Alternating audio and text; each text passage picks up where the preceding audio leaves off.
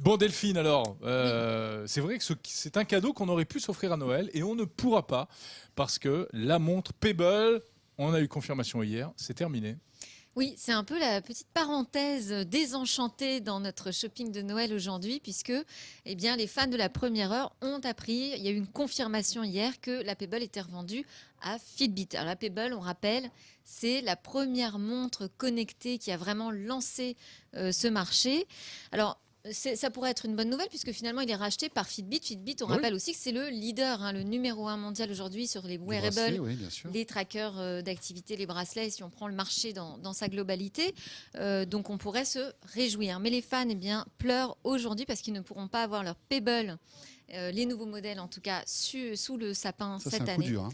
Voilà, c'est un vrai coup dur. En fait, ils arrêtent totalement la production matérielle. Tout ce qui est hardware n'existera plus sous la marque Pebble. Donc, il y avait 3 nouveaux modèles qui étaient en précommande. Eh bien, non, vous ne les recevrez pas. Ceux qui ont déjà reçu leur nouveau modèle, en plus, eh bien, ne pourront pas demander un remboursement.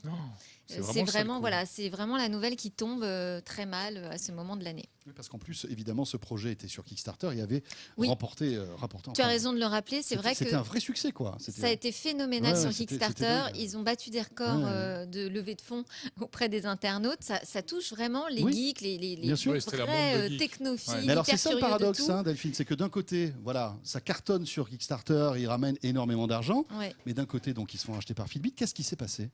Alors, ce qui s'est passé, c'est que le marché des montres connectées, il est encore tout petit finalement. Il faut avoir vraiment les reins solides aujourd'hui pour tenir. Ils n'ont pas évidemment la puissance de marque non plus d'un Apple. Je ne sais pas si tout le monde connaît Pebble aujourd'hui dans le monde. Je ne suis pas persuadée. Donc, ils ont souffert de ça.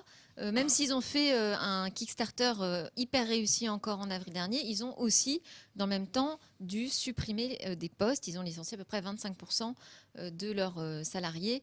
Donc, ça allait de toute façon très mal. Et alors, pourquoi Fitbit les rachète ? Qu'est-ce qu'ils vont en faire ? Alors, pour eux, c'est quand même une bonne affaire, puisqu'on disait qu'ils étaient numéro 1 sur l'ensemble du marché de trackers montres. Sur les montres, ils vont pouvoir vraiment asseoir leur suprématie en rachetant Pebble. Alors, en arrêtant en même temps le hardware. C'est ça qui est un petit peu bizarre. C'est bizarre. Mais ce qu'ils ont racheté, c'est véritablement l'équipe. C'est le savoir-faire logiciel. Cette montre, elle a été copiée, non pas pour son design, qui est vraiment discutable et qui n'a pas forcément convaincu tout le monde.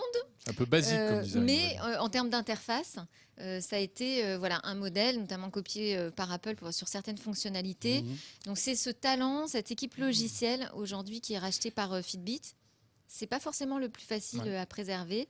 Et je pense qu'on en reparlera. Ce sera intéressant de faire un petit focus vidéo avec notamment le rédacteur en chef de zeronet.com, Éric Le Bourlou. Qui pleure. Il est roulé en boule devant la porte et il pleure. De la première heure dans la rédaction. Il a encore sa Pebble avec lui et il est très triste aujourd'hui pour son Noël.